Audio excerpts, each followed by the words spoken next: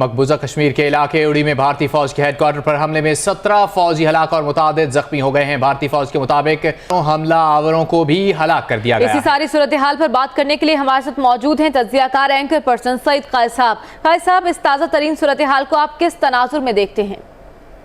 ये एक on going violence का जो है वो उसी की एक कड़ी है और हम ये देख रहे हैं। और इसके अलावा ओवरऑल जो वहाँ पे वाक़यात हो रहे हैं और जिस तरीके से एक मज़ाहमत की तहरीक भड़क उठी है, अब जो चलती रही है बड़े तवील अरसे से, मगर अब उसने नई डायमेंशन अस्यूम करना शुरू कर दिया है। और हम देख रहे हैं कि बहुत सी आवाज़ें अब भारत के अंदर से उठ रही हैं जो कि पॉइंट आउट करते हैं खुद जो उनका जो ऑपरेशन और रिप्रेशन जो है ये उसका नतीजा हो सकता है।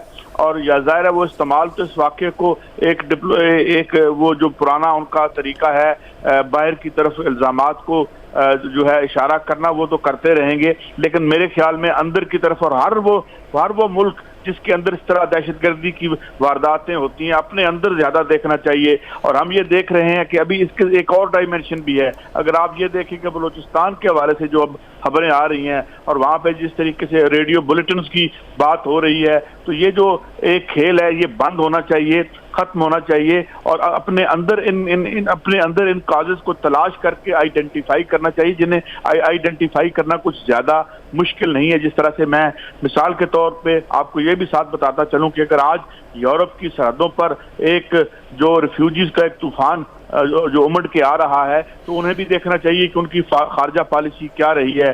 खारजा पॉलिसी और हमारी इंटरनल पॉलिसीज मुख्तलिफ मुल्कों की वजूहात हैं बुनियादी इसकी, और जाहिर है ये वाक़यात अफसोसनाक जो हैं वो हो रहे हैं और होते रहेंगे जब तक इनकी वजूहात को हम रिमूव नहीं करते। जी अच्छा कायद साहब, ये कहिएगा कि क्या ये कार्रवाई वज़ीर आज़म नवाज शरीफ के जनरल असम्बली में कश्मीर के हवाले से मतवक़्क़े खिताब को सबोताज करने की साजिश तो नहीं?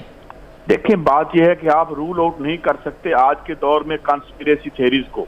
अब आप इसलिए रूल आउट नहीं कर सकते कि जिस तरीके से जो इनफरादी रियासतें खुद शामिल रही हैं टेररिज्म में, जिस तरीके से हम ये देखते हैं कि इवन मगरब ने इस्तेमाल किया टेररिज्म को एक अपने पॉलिसी टूल के तौर पर। ये सिलसिला आज से नहीं, ये सर्द जंग के ज़माने से जारी है और उसके नतीजे में आज पूरी दुनिया में बदअमनी की जो एक फ़ज़ा है, हम इसे रूल आउट नहीं कर सकते। अभी कुछ अर्सा पहले आपको जानते हैं कि टीवी पर रॉ के जो एक साबिक चीफ ने क्या बात कही थी कि वो खुद भी अपने एक जो आउटफिट्स हैं इस तरह के टेररिस्ट उनको फंड करते रहे हैं। ये बात तो आप जानते हैं कि उन्होंने बरमला कही थी। तो इसको हम रूल आउट नहीं कर सकते, मगर ऐसी बातों का हमारे पास कोई सबूत नहीं होता। मगर हम ये जरूर कह सकते हैं कि इस वाक़े को इस्तेमाल जरूर किया जाएगा जो आने वाले दिनों में यूनाइटेड नेशन में जो एक कहा जा रहा है कि जी आमना सामना होगा डिप्लोमेटिक फ्रंट पे यूनाइटेड नेशन में, तो वो उसे इस्तेमाल करेंगे। मगर आज की दुनिया में इन कॉन्स्पिरेसी थ्योरीज की हमारे पास कोई